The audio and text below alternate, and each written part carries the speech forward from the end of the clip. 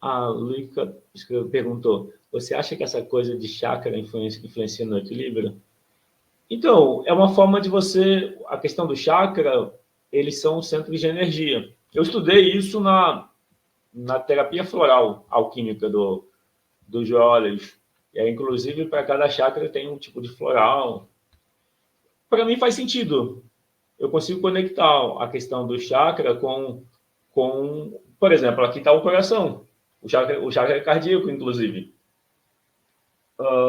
Se juntar com o mapa astral, com a astrologia, o chakra cardíaco tem a ver com a relação com o outro e consigo mesmo. Surge quando existe um conflito entre o eu e o outro.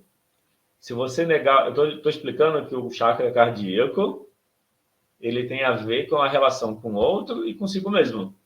Muitas vezes a gente esquece da relação consigo mesmo para focar no outro. E aí o que acontece? Tristeza.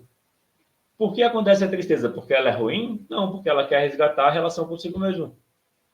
No geral, a gente vai sentir tristeza quando a gente nega uma parte da gente. Se a gente nega o nosso eu emocional, a tristeza vem para lembrar disso.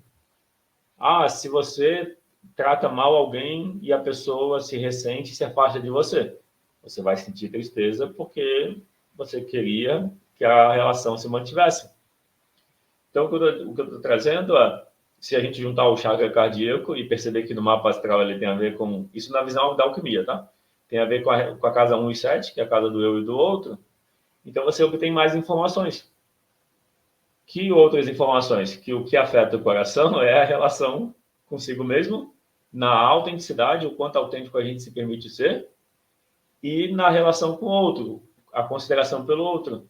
A nossa autenticidade e a consideração pelo outro, às vezes, entram em choque, porque os outros têm a agenda deles, têm as dores deles, e às vezes alguém tenta impor a dor dele a você e você cede. E aí a tristeza vem para mostrar que não dá certo, que você tem que mudar alguma coisa. A dificuldade de você defender as suas necessidades é a dificuldade do cuidar de si.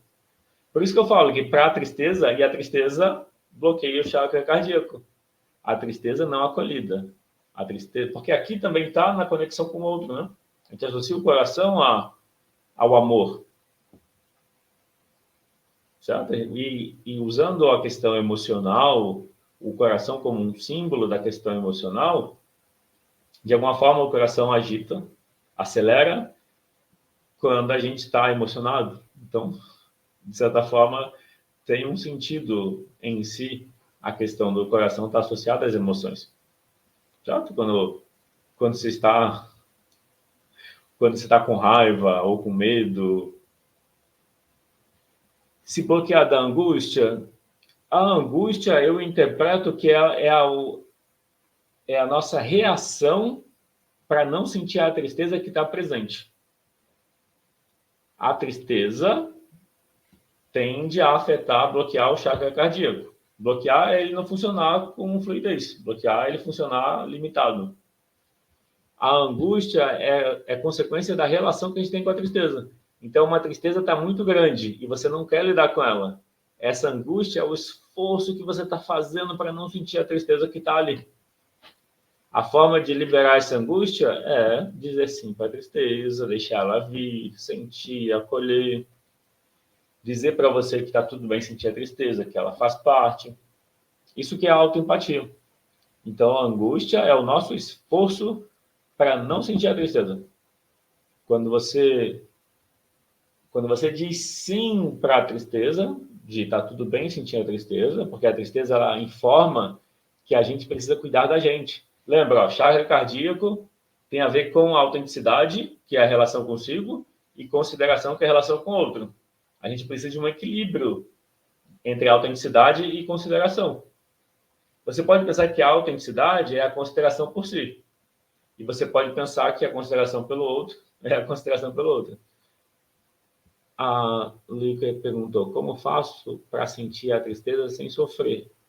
Então, a tristeza ela tem uma sensação. A tristeza, ela por si só, é uma sensação desconfortável. A gente sente uma tristeza como um aperto no peito, ou um vazio. ou um peso, ou o olho pesado. Então, tem várias sensações em relação à tristeza. O sofrimento é a nossa negação da tristeza. Então, para sentir a tristeza sem sofrer, é mais ou menos igual tomar banho frio. Como tomar um banho frio sem sofrer? Se você vai tomar um banho frio não querendo, é muito mais sofrido.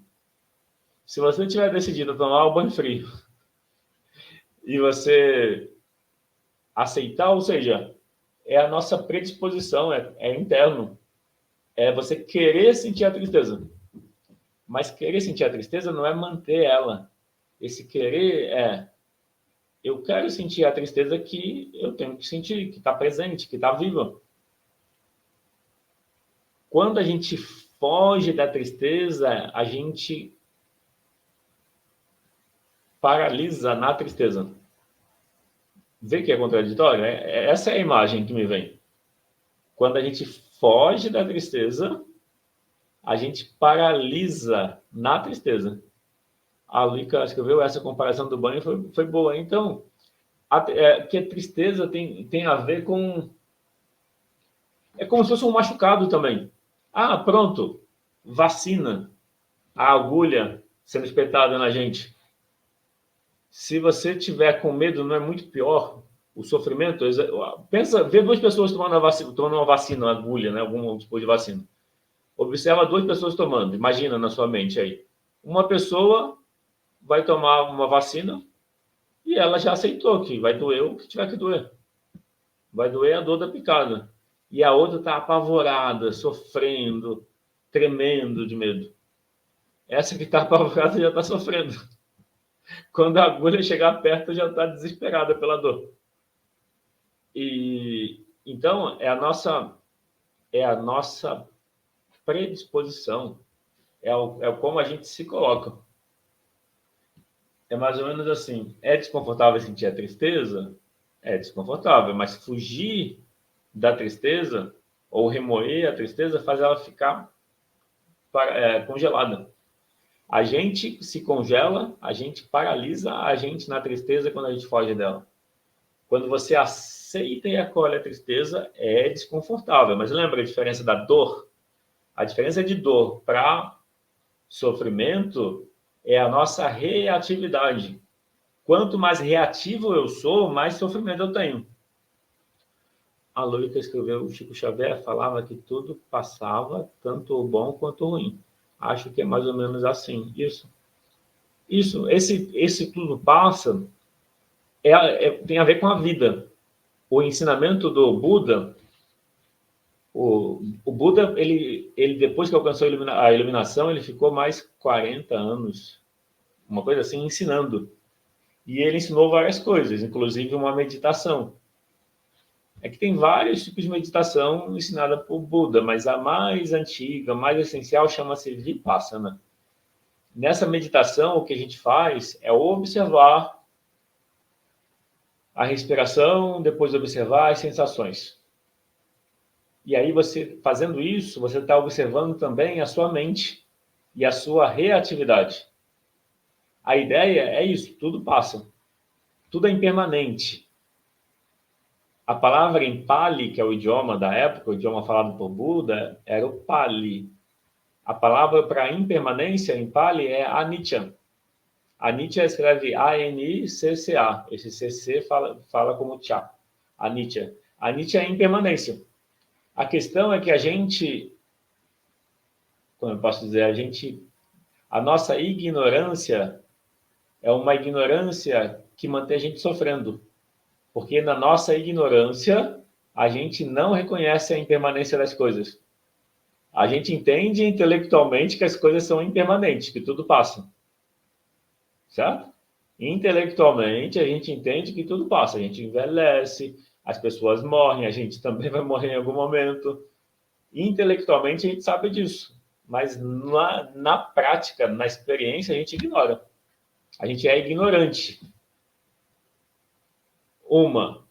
A gente é ignorante, por exemplo, que não existe um eu dentro da gente. Sabe o filme do MIB, Homens de Preto, Men in Black?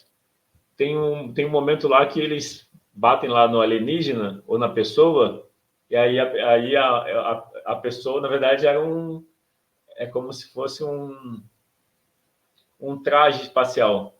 Aí abre e tem um alienígena pequenininho lá dentro. Não tem isso na gente.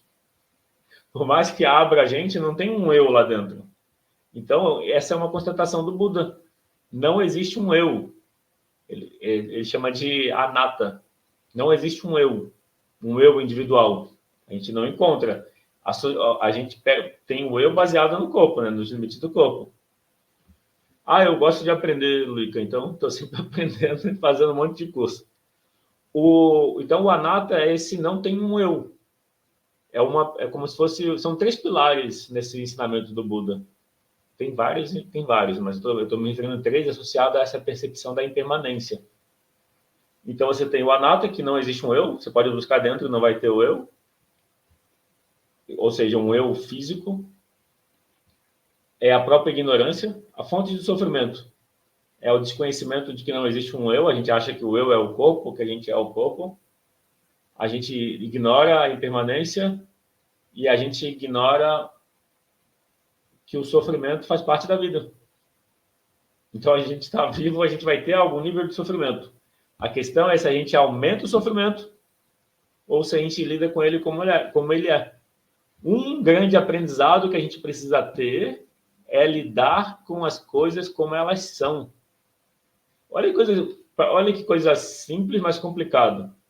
O maior desafio de qualquer pessoa é lidar com as coisas como elas são.